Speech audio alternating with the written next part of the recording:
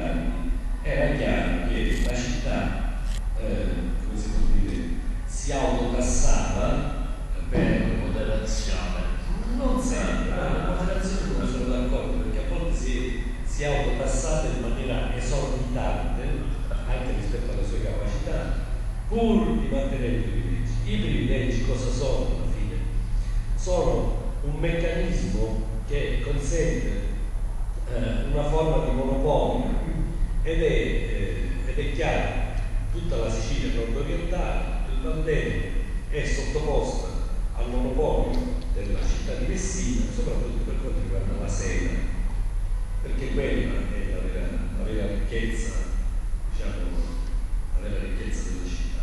Ecco, di questo quadro, allora ripeto, la cosa che mi colpisce moltissimo non è tanto tutta l'allegoria meravigliosa che c'è, qui appunto si vedono cittei, si vedono appunto altri angeli, animali strani, struzzi, cioè ecco appunto un barocco esorbitante, esagerato.